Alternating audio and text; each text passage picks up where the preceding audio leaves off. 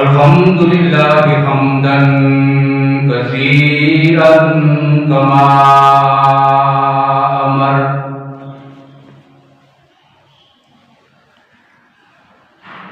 ونشهد أن لا إله إلا الله وحده لا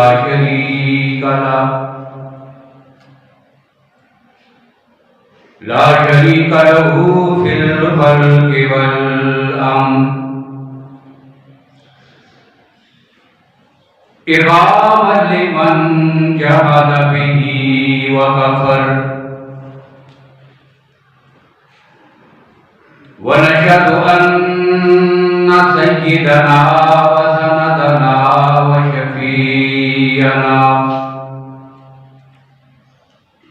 وشفيعنا محمدا عبده ورسوله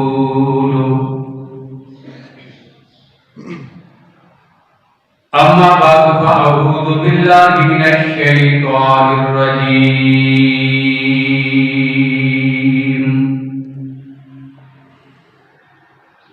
بسم الله الرحمن الرحيم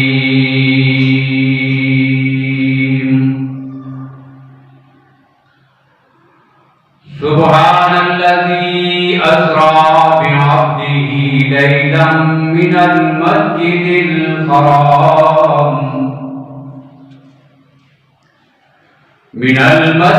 الحرام إلى المسجد الأقصى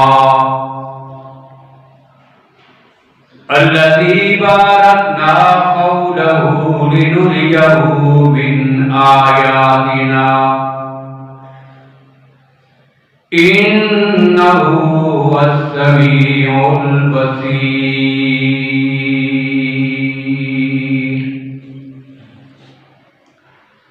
وقال الله تبارك وتعالى في مقام آخر والنجم إذا هوى ما ضل صاحبكم وما غوى وما ينطق عن الهوى إن هو إلا وحي يوحى. صدق الله مولانا العظيم.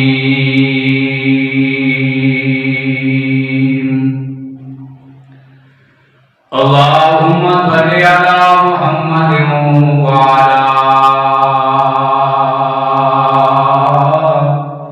آل محمد بعدد من قعد وقام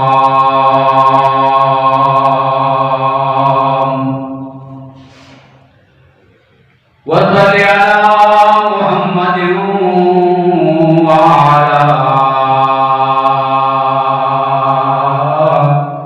آل محمد بعدد من صلى وصام.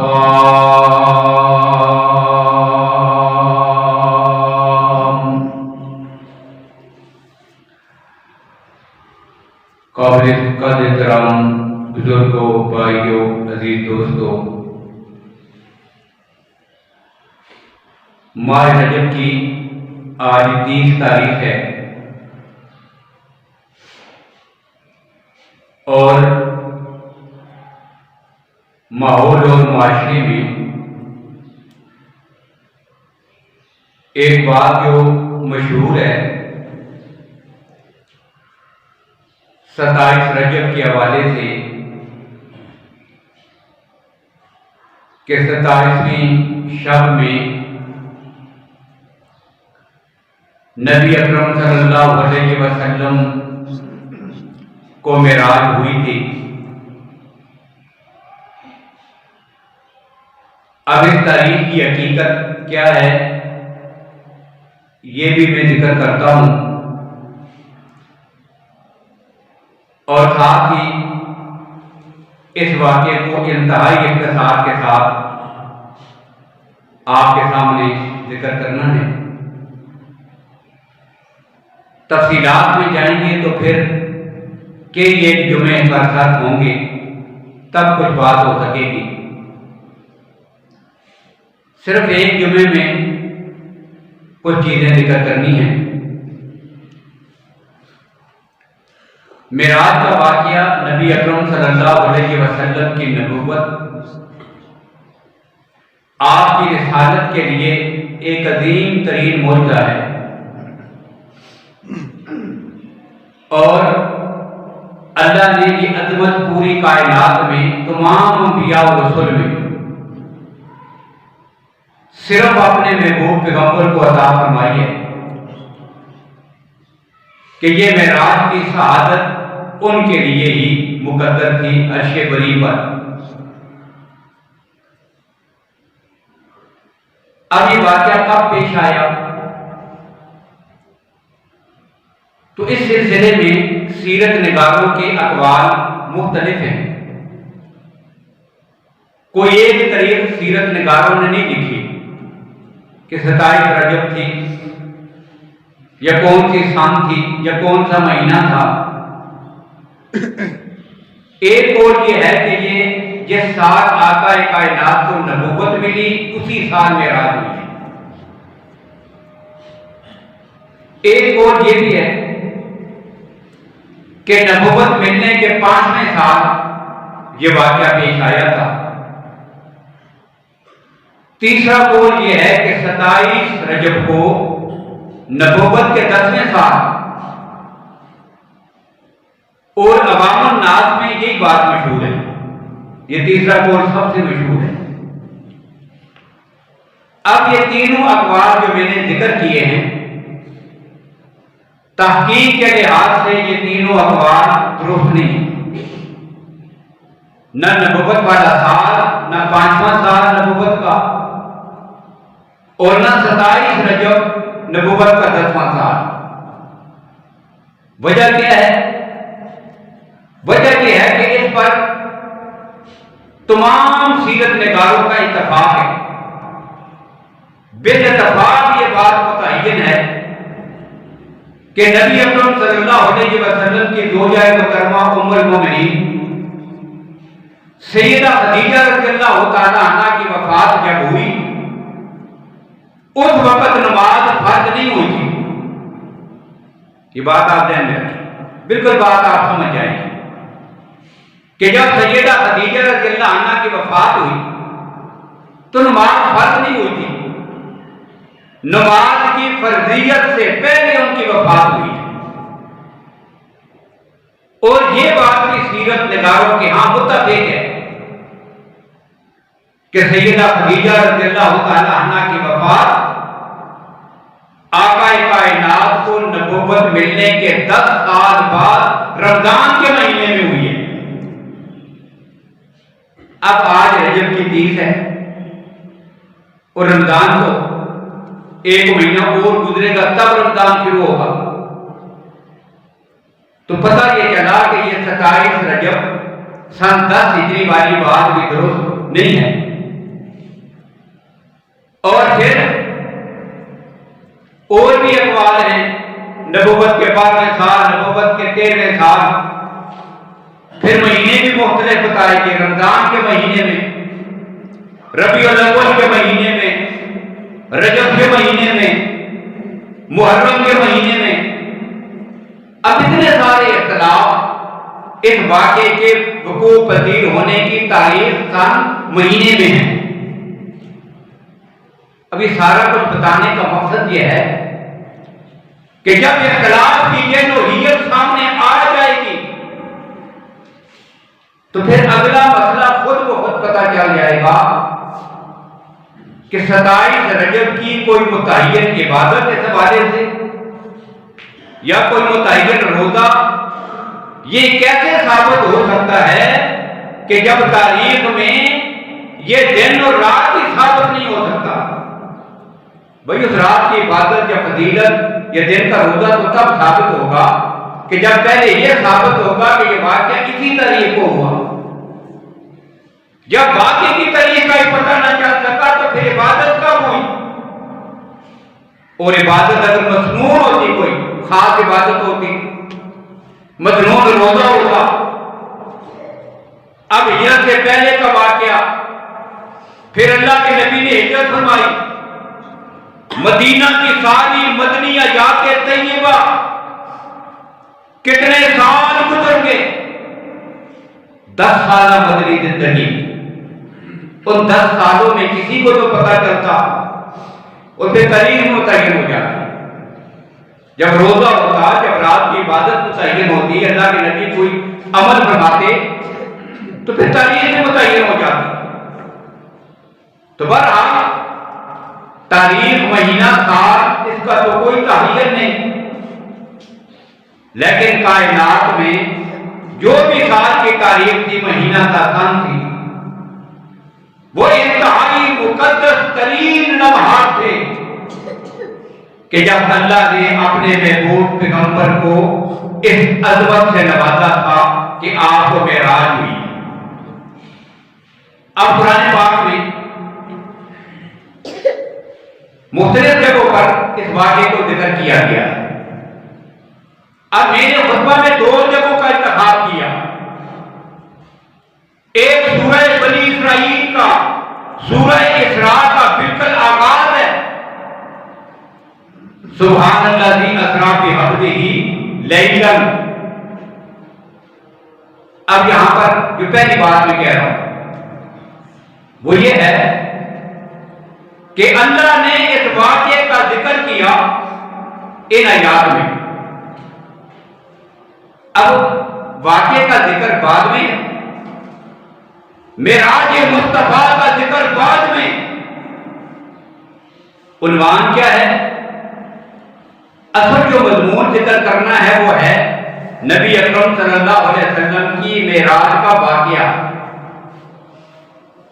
اس زمن میں نبی اکرم صلی اللہ علیہ وسلم کی شان اور آپ کی عظمت، لیکن اس چیز کو اللہ نے ذکر کیا بعد میں۔ اوپر جو ٹائٹل کا عنوان ہے وہ رب العالمین کی اپنی قدرت، عظمت اور اپنی شان ہے۔ یعنی واقعہ کون سا بیان ہو رہا تھا؟ معراج۔ اب چاہیے تو یہ تھا کہ شروع سے ہی نبی اکرم صلی اللہ علیہ وسلم کی شان شروع ہو جاتی، آپ کی عظمت کے ذکر شروع ہو جاتے، آپ کی بلندی مرتبہ کا حوالہ شروع ہو جاتا، لیکن ایسا نہیں ہوا۔ واقعے کا ذکر بعد میں کیا، پہلے اللہ نے اپنی شان بیان کرنی شروع کر دی۔ اب یہ کیوں ہے؟ تو یاد رکھیے اس کی بڑی حکمتیں ہیں، متعدد وجوہات ہیں۔ قرآن پاک میں کئی اور مقامات میں بھی ایسا ہی انداز ہے۔ مثال کے طور پر ایک وجہ سامنے یہ آئے گی، یہاں اللہ نے واقعہ بیان کرنا ہے معراج مصطفیٰ کا، وہ واقعہ تو آئے گا بعد میں۔ آغاز اللہ اپنی شان سے کرتے ہیں، سبحان اللہ کی۔ بالکل یہی انداز سورہ فتح کے بالکل آخر میں اللہ شان بیان کرنا چاہتے ہیں پیغمبر کے صحابہ کی۔ والذین معہ اشداء علی الکفار رحماء بینہم تراہم رکعا سجدا یبتغون فضلا من اللہ ورضوانا سیماہم فی وجوہہم من اثر السجود ذالک مثلہم فی التوراۃ ومثلہم فی الانجیل کزرع اخرج شطأہ فآزرہ فاستغلظ فاستوى علی سوقہ یعجب الزراع لیغیظ بہم الکفار، آخر سورت تک یہ ساری عظمتیں، یہ ساری بزرگیاں، یہ ساری شانیں، یہ سارا مقام، یہ کردار، یہ انداز، یہ اعمال، یہ ایمان کس کا ذکر ہوا؟ صحابہ کا۔ مقصد کیا ہے؟ صحابہ کی شان بتانا، لیکن اوپر عنوان کیا ہے؟ محمد رسول اللہ۔ اوپر عنوان محمد رسول اللہ۔ اب ان دونوں جگہوں کو آپ بالکل ایسے سمجھنے کے لیے کہہ رہا ہوں، بالکل ایسا سمجھ لیں۔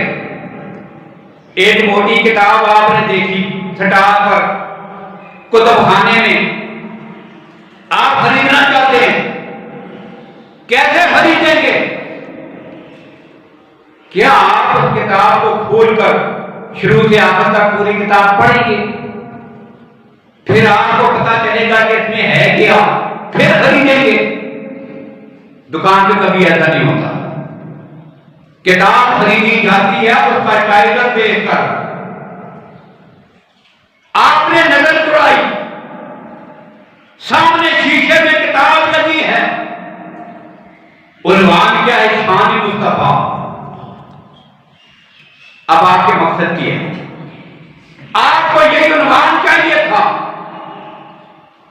آپ کو پتہ چل گیا ہے کہ اس کے اندر کیا کیا ہوگا، اس کی جلد کیا ہے، اس کا ٹائٹل۔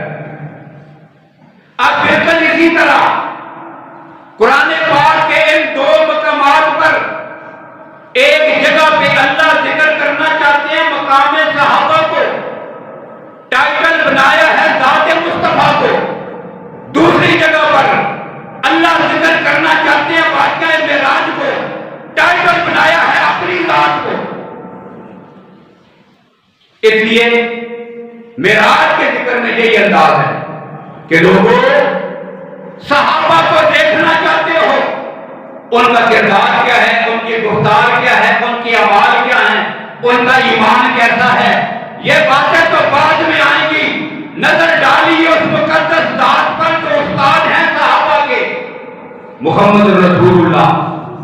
صحابہ کا ٹائٹل ذات مصطفیٰ ہے، اور محمد کی عظمت کو سمجھنے کے لیے ٹائٹل عنوان ذات خدا ہے۔ اس لیے یہاں پر ذکر ہوا سبحان اللہ دی، یہ پہلا لفظ استعمال کیا۔ اب یہ سبحان ہے کیا؟ اب یہ سبحان کہہ کر ایک بات یہ بھی بتا دی کہ چونکہ جو آگے واقعہ ذکر ہو رہا تھا کوئی عام واقعہ نہیں، یہ بڑا خاص واقعہ ہے، اور اس خاص واقعے کو بیان کرنے کے لیے پہلا لفظ سبحانہ۔ اب یہ سبحانہ کیوں استعمال کیا؟ کہ جب اس واقعے میں آدمی جاتا ہے، پڑھے لکھے لوگ اپنے آپ کو مفکر اور دانشور کہنے والے، تعلیم یافتہ طبقہ، وہ بھی گمراہ ہو جاتے ہیں۔ بھلا یہ کب ہو سکتا ہے؟ ابو جہل سے اس خباثت کا آغاز ہوا۔ بھلا یہ کب ہو سکتا ہے؟ ایک آدمی بشر ہو کر رات کے مختصر ترین حصے میں، کتنا مختصر کہ جس پانی سے آقا نے وضو کیا، جب واپس آئے تو پانی ابھی نالی سے بہہ رہا تھا۔ بتاؤ نالی سے پانی کے بہتے ہوئے کتنا وقت لگتا ہے؟ پانی گرا زمین پر، بہہ گیا، اب اس کے بہہ جانے میں وقت کتنا لگتا ہے؟ ایک آدمی نے دروازہ کھولا، دروازہ کھولنے کی وجہ سے دروازے کی حرکت سے کنڈی حرکت میں آئی۔ اب کتنی دیر وہ کنڈی ہلتی رہتی ہے؟ چند سیکنڈ کی بات ہوتی ہے، بس حرکت کی 2-4 بار دھوکے۔ اب اللہ کے نبی بیت اللہ سے لے کر بیت المقدس تک، وہاں سے 7 آسمانوں سے اوپر تک، وہاں سے سدرۃ المنتہا تک، وہاں سے عرش بری کی آخر تک، ثم دنا فتدلى فكان قاب قوسين او ادنى فاوحى الى عبده ما اوحى تک یہ سارے سفر کر کے جنت جہنم کی سیر کر کے واپس آئے۔ جس بستر سے اٹھ کے گئے تھے وہ بھی گرم تھا، جس دروازے کی کنڈی کھول کے گئے تھے وہ بھی حرکت میں تھی، جس پانی سے وضو کیا تھا وہ بھی نالی میں چل رہا تھا۔ وقت اتنا سا لگا، عقل مانتی ہے؟ بالکل نہیں۔ اب اللہ نے سب کی زبانیں بند کر دی، زبانوں پہ مہر لگا دی، بس میرے محمد سے پوچھنے کی ضرورت نہیں، میرے ساتھ بات کرو۔ سبحان الذی اسریٰ بعبدہ۔ اس لیے رب نے مخالف کا، دشمن کا، مشرک کا، معاند کا، انکار کرنے والے کا رخ ذات مصطفیٰ سے ہٹا کر اپنی ذات کی طرف کیا ہے۔ کہ میرے محبوب سے کیا پوچھتے ہو کیسے ہو گیا، میرے ساتھ آگے بات کرو، میں بتاؤں گا کیسے ہو گیا۔ اس لیے عنوان کیا دیا، سبحان الذی اسری بعبدہ۔ اب یہ سبحانہ ہے کیا؟ اصل میں لفظ سبحان کہتے ہیں کہ ساری مخلوقات کی ساری قوتیں، ساری طاقتیں، سارا زور اور قوت اور طاقت جس مقام پہ جا کے ختم ہو جاتی ہے، وہاں سے جس ذات کی قوت اور طاقت کا آغاز ہوتا ہے اس ذات کو سبحان کہتے ہیں۔ فَتَسْبِیحُ عِنْدَ أُمُورِ الْعِظَامِ، جب کوئی بہت بڑا کام سر انجام پاتا ہے تو بے ساختہ مومن کے زبان پہ کیا نکلتا ہے؟ سبحان اللہ، سبحان اللہ۔ کیا کہنے رب العالمین کی قدرت اور طاقت کے کہ اگر سوچ ہی نہیں سکتی یہ کیا ہو گیا، رب اپنے پیغمبر کو کہاں سے پھرا کے واپس لے آیا۔ اور پھر یہ ٹائٹل شروع میں رکھنے سے ایک فائدہ اور بھی ہوا ہے، وہ کیا؟ وہ فائدہ یہ ہوا کہ رب نے بتا دیا ہے کہ لوگوں میرا نبی گیا نہیں ہے، خود اس کا رب اس کو لے کے گیا ہے، میں خود اسے لے کے گیا ہوں۔ جانے اور خود لے کے جانے میں بڑا فرق ہے۔ اب یہ چھوٹی چھوٹی باتیں نا، اگر اسی پہ بات ہوتی رہے تو بڑی طویل ہو جائے کہ جانے اور لے جانے میں کیا فرق ہے۔ دعوت ہی بلایا، ابھی بلانے کا طریقہ کیا ہوتا ہے؟ فون کر دیا، رکا بھیج دیا، پیغام بھیج دیا، آ جانا۔ عوام کے لیے پیغام ہوتا ہے آ جانا، آ جاتے ہیں۔ اب اس سے بڑا طریقہ کیا ہوتا ہے؟ اس سے بڑا طریقہ یہ ہوتا ہے کہ رب العالمین کسی آدمی کو بھیج دے، کسی آدمی کو بھیج دیا، جاؤ اس کو بلا کے لے آؤ یا اس کو پیغام دے کے آ جاؤ۔ اور تیسرا طریقہ یہ ہوتا ہے کہ اپنے پاس جو سب سے زیادہ محدث ہوتا ہے وہ یا خود اس کے پاس جائے، اسے احترام کے ساتھ اپنے ساتھ لے گیا۔ یہ عزت اور احترام اور عظمت کا بلند ترین درجہ ہوتا ہے۔ اب رب نے کیا کہا؟ سبحان الذی اسری بعبدہ۔ لوگوں میں نے خود جا کر اپنے پیغمبر کو اپنے ساتھ لے کے آیا ہوں۔ اب یہ بات اگر کسی کو تھوڑی سی انوکھی لگے گی کہ اللہ کی ذات خود آئے تھے، جبریل کو بھی بھیجا تھا، جبریل امین کو بھیجا تھا، اللہ خود آئے تھے، یہ بات تھوڑی انوکھی لگے گی تو پھر سنیے کے بعد اس کا ہجرت کا سفر ہے۔ اللہ کے نبی ابو بکر کو ساتھ لے کر مکہ سے مدینہ کی طرف نکلتے ہیں، ہجرت کا سفر، چھوٹا سا سفر۔ اللہ پھر بھی کہتے ہیں ان اللہ معنا لا تحزن اذ یقول لصاحبہ لا تحزن ان اللہ معنا۔ میرے پیغمبر ابو بکر سے کہہ دو پریشان نہ ہو، میں تمہارے ساتھ ہوں، میں تمہارے ساتھ ہوں۔ اگر ہجرت کے چھوٹے سے سفر میں اللہ اپنے نبی کے ساتھ ہے تو پھر ہجرت کے اتنے بڑے سفر میں بھی اللہ اپنے نبی کو ساتھ لے کے گیا۔ اللہ نبی کے ساتھ ہے۔ اب اس ساتھ کو ذکر کرنے کے لیے اللہ نے فرمایا سبحان الذی اسری بعبدہ، لے کے اللہ کے نبی، اپنے نبی کو اللہ لے کے ہیں۔ اب یہ سبحانہ ہوتا ہے کہ جہاں انسان کی ساری مخلوقات کی قوت ختم، اللہ کی قوت کا آغاز۔ اللہ نے آدم علیہ السلام کی تکلیف فرمائی، تب بھی ایسا ہی ہوا۔ فرشتوں نے کیا کہا؟ نحن نسبح بحمدک ونقدس لک۔ اللہ نے اپنی قدرت کا اظہار کیا۔ اب فرشتوں نے کیا کہا؟ سبحانک لا علم لنا۔ یا اللہ ہمیں نہیں پتا تھا، ہم تو جتنی ہماری سوچ تھی، جتنا کر سکتے تھے وہ تو کر لیا، لیکن تیری قدرت کی آگے کیا کہنے؟ تو جو فرما رہا تھا وہ بالکل ٹھیک تھا۔ سبحانک لا علم لنا۔ حضرت یونس مچھلی کے پیٹ میں بند ہو گئے. اب دنیا کو یہی پتہ نہیں وہ ہیں کہاں، نکالنا تو بات کی بات. کون نکالے سمندر کے اندازہ دیروں سے فی ظلمات ثلاث، کوئی پتہ نہیں کہاں پر ہے، پتہ ہی نہیں. اب وہاں پر ہے مچھلی کے پیٹ میں، اور پیٹ میں چیز تھوڑی وقت کے بعد ختم ہضم ہو جاتی ہے. اب وہاں پہ کیسے زندگی ہو؟ اللہ نے حکم دیا کہ اس کو کھانا نہیں، یہ تیری غذا نہیں ہے، یہ آخری ٹھکانہ ہے میرے پیغمبر کا.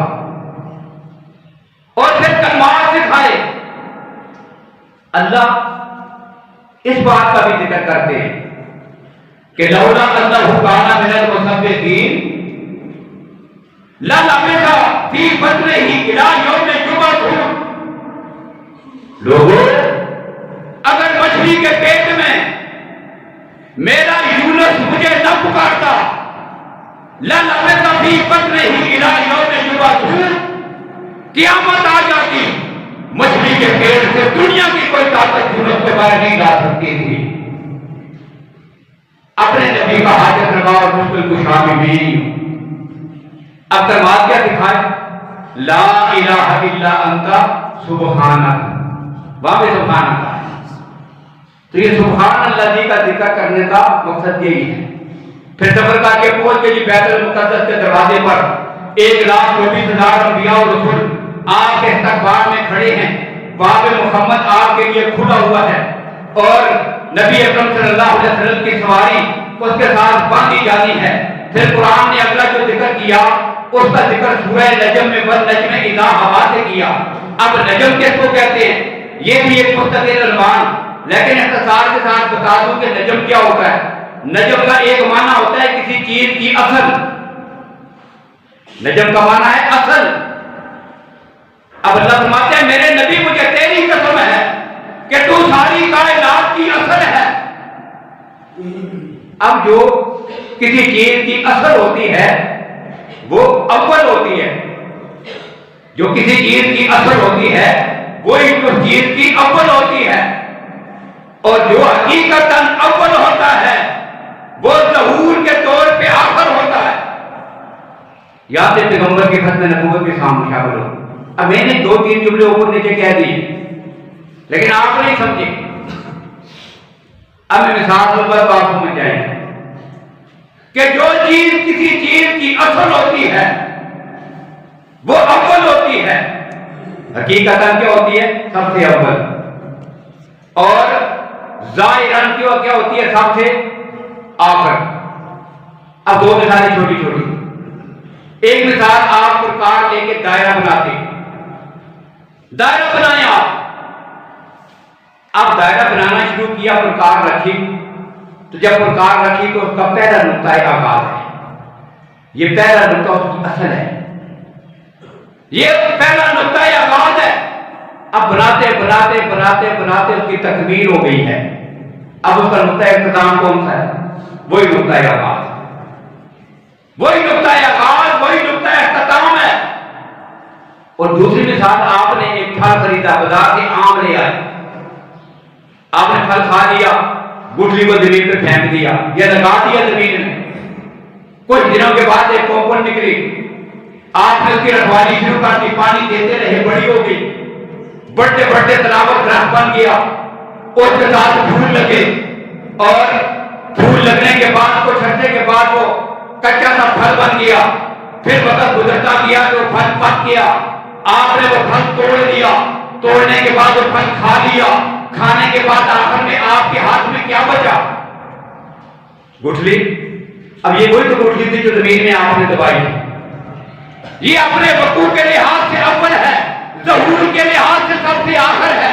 اللہ نے بتایا والنجم، میرے پیغمبر مجھے تیری قسم تو اپنی حقیقت کے لحاظ سے تو اول ہے، کائنات میں آنے کے لحاظ سے سب سے آخر ہے.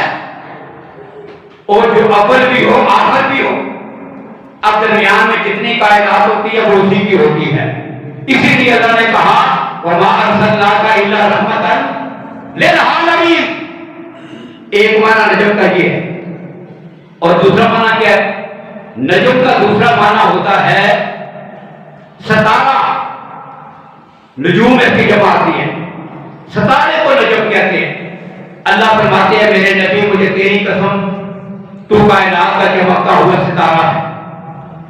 اب چاند نہیں کہا، سورج نہیں کہا، تو سورج اس وجہ سے نہیں کہا کہ سورج کی روشنی تو ہے لیکن اس میں حرارت تپش اور گرمی بھی ہے، اور میرے نبی کی رحمت تو کائنات کے لیے ٹھنڈی ٹھنڈی ہے، اس لیے سورج نہیں کہا. اور جہاں قرآن میں اللہ نے پیغمبر کو سورج کہا وہاں پر یہ تپش، یہ جلانا، یہ حرارت اس کی نفی بھی کر دی. آسمان کے سورج کی بات ہوئی، اللہ کہتے ہیں سراجا وہاجا، یہ جلانے والا سورج ہے. اور جب محمد کی بات آئی تو اللہ کہتے ہیں سراجا منیرا، لوگوں آؤ محمد کے قدموں میں ٹھنڈی چھاؤں میں. یہ سورج سے زیادہ چمکتا ہے لیکن اس کی حرارت جلاتی نہیں، دلوں کو ٹھنڈک عطا کرتی ہے. اس لیے سورج کا ذکر کیا، سورج کا ذکر نہیں کیا، ستارے کا ذکر کیا. اور چاند کا ذکر کیوں نہیں کیا؟ چاند کی روشنی اپنی نہیں، یہ جو آپ کو چاند چمکتا ہوا نظر آتا ہے یہ اس کی اپنی روشنی نہیں ہے، یہ تو ظاہری مانگی ہوئی ہے. ضوء القمر مستفاد من ضوء الشمس، یہ سورج کی روشنی ہے. چاند کالا سیاہ ہے، اس کی دھرتی کالی ہے، سفید نہیں. اب یہ سفید کیوں نظر آتا ہے؟ تو سورج کی روشنی اس پہ پڑتی ہے اور زمین والوں کو اس پہ روشنی پڑنے کی وجہ سے جدھر جدھر روشنی پڑتی ہے ادھر ادھر وہ چمکتا ہوا نظر آتا ہے. یہ سورج ٹوٹتا تھوڑا ہی ہے، کم نہیں ہوتا، ٹوٹتا نہیں. چاند اتنا ہی آتا ہے جتنا ہے، وہ چاند ہے بس، یہ درمیان سے ٹوٹتا نہیں، یہ گھٹتا نہیں، یہ کام نہیں ہوتا، یہ پڑتا نہیں. ابھی چھوٹا سا کیوں نظر آتا ہے؟ پہلی تاریخ کا آج شام کو دیکھ لینا، پہلی تاریخ کا چاند بالکل باریک تھا، تو آپ تو کہتے ہیں یہ چھوٹا نہیں ہوتا. تو یہ جو باریک سی ساری نظر آتی ہے نا، اب سورج کی روشنی کسی کونے پہ پڑی ہے، دوسری شام کو سورج کی روشنی تھوڑا زیادہ کونے پہ پڑے گی، تیسری شام کو اور کونا بڑھتا جائے گا. اب جو دن رات گزرتے جائیں گے سورج کی گردش ایسی ہوگی کہ روزانہ تھوڑا تھوڑا وہ اضافہ ہوتا جائے گا، سورج زیادہ کی جگہ پہ پڑے گا. اب وہ چمک والا حصہ بڑھتا چلا جائے گا. 14ویں شب آ جائے گی، پورے چاند پر سورج کی روشنی پڑ رہی ہے. اب روٹ ہوتا گیا، اب پھر ایک ایک کونے سے روشنی کام ہوتے ہوتے ہوتے 28 29 کو پھر جا کے گائے. تو اس کی روشنی اپنی نہیں. اللہ نے فرمایا میرے پیغمبر تو خود روشن ہے، اور ایسا روشن کہ جو تیرے قدموں میں آ گیا میں نے اس کو بھی روشن کر دیا ہے. اصحابی کالنجوم بأیہم اقتدیتم اہتدیتم. تو یہ نجم کا ذکر کیا، اور نجم کا ایک معنی گاس بھی ہے. والنجم والشجر یسجدان، سورہ رحمان میں اس کا معنی گاس ہے. اللہ نے بتا دیا کہ میرے نبی کائنات میں، کائنات کے ہفت و بود کی کیاری میں تیری رحمت اس طرح پھیلی ہوئی ہے کہ جس طرح دنیا میں کسی باغ میں گھاس کو پھیل کے سارے حصے کو معمول کر دیتی ہے، پور کر دیتی ہے، تو میرا وہ پیغمبر ہے. تو یہ دو جگہ اپنے نبی کا ذکر کیا. ابھی جو سفر تھا، آخری بات کہہ رہا ہوں، اب درمیان والی ساری باتیں رہے گی. آخری بات، اللہ کے حضور پہنچے. اب سبحانہ کا ایک معنی اور بھی سمجھ آئے گا. اللہ کے حضور پہنچے، اللہ نے پوچھا میرے پیغمبر میرے لیے کیا لائے؟ اب اللہ کے نبی نے کیا فرمایا تھا؟ التحیات للہ والصلوات والطیبات، کہ میرے پیغمبر میری زبان کی ساری باتیں، کوئی باتیں، التحیات للہ والصلوات، میری جسم کی ساری باتیں، جھکنا، سر جھکانا، سجدہ کرنا، طواف کرنا، زبان سے وظیفے پڑھنا، التحیات للہ والصلوات والطیبات، میری مالی باتیں، صدقہ دینا، نذر و نیاز کرنا، کسی کے نام پہ خرچ کرنا، یہ ساری باتیں یا اللہ صرف تیرے لیے ہیں، اب یہ معراج مصطفیٰ کی اصل روح ہے کیا کہ انسان کی زبان سے غیر اللہ کے وظیفے ختم، انسان کا جسم اللہ کے سوا کسی کے سامنے نہ جھکے، غیر اللہ کا طواف نہ کرے، اور انسان کا مال غیر اللہ کی نظر و نیاز کے لیے خرچ نہ ہو، یہ باتیں صرف اللہ کے لیے ہوں، یہ معراج مصطفیٰ کی اصل روح ہے۔ اب آپ جب نماز میں کھڑے ہوتے ہیں، کبھی آپ نے غور کیا ہے کہ کوئی بھی اچھا کام ہو، کوئی بھی جائز مباح کام ہو، کوئی بھی اچھا کام، اس کے آغاز کا طریقہ کیا ہوتا ہے؟ کہاں سے شروع ہوتا ہے؟ بسم اللہ الرحمن الرحیم، کل امر ذی بال لم یبدأ بسم اللہ فہو ابتر۔ جس کام کا آغاز بسم اللہ سے نہیں ہوتا وہ بے برکتہ کام ہوتا ہے۔ تو آغاز کہاں سے ہے؟ بسم اللہ سے۔ اب آپ آئے مسجد میں اللہ اکبر، اس کے بعد کیا پڑھتے؟ سبحان اللہ و بحمدہ وتبارک اسمک وتعالی جدک ولا الہ غیرک۔ اب اس کے بعد اعوذ باللہ بسم اللہ۔ اب چاہیے تو یہ تھا کہ اللہ اکبر کرنے کے بعد کیا کہیں؟ بسم اللہ الرحمن الرحیم سبحان اللہ و بحمدہ۔ یہاں پر بسم اللہ ہو، اب یہاں پہ بسم اللہ کیوں نہیں ہے؟ تو وجہ یہی ہے کہ بندہ آگے کھڑا ہوا اللہ اکبر کہہ کر اب نماز شروع کر رہا ہے، اللہ کہتے ہیں ٹھہر جا، یہ نماز بعد میں پڑھنا، پہلے بتا میرے بارے میں تیرا عقیدہ اور نظریہ کیا ہے۔ میرا مصطفیٰ تو ایک نظریہ اور عقیدہ لے کر عرش قریب پہ میرے پاس آ گیا تھا، التحیات للہ والصلوات والطیبات، بتا تیرا عقیدہ کیا ہے؟ اسے میں نے معراج عطا کی تھی، اور نماز تو تیری معراج ہے، ایک مصطفیٰ کی معراج ہے، اور ایک بندہ مومن کی معراج ہے نماز۔ اس معراج پہ میں نے محمد سے پوچھا تھا، آج کل سے پوچھتا ہوں بتا کیا نظریہ لے کے میرے سامنے آگے کھڑا ہو گیا؟ نماز بعد میں شروع کرنا۔ اب رب نے روک دیا۔ اب بندہ کیا کہتا ہے؟ سبحان اللہم و بحمدک وتبارک اسمک وتعالی جدک ولا الہ غیرک۔ یا اللہ تیرے سوا شان والا، عظمت والا، بزرگی والا، برتری والا، بلندی والا کوئی نہیں ہے کائنات میں، تیرے سوا حاجت روا کوئی نہیں، مشکل کشا کوئی نہیں، فکریہ بنانے والا کوئی نہیں، مختار کوئی نہیں، ہر جگہ موجود، حاضر اور ناظر، الہ ہونے کے سارے اختیارات یا اللہ صرف تیرے ہاتھ میں ہیں۔ یہ میرا عقیدہ اور نظریہ ہے۔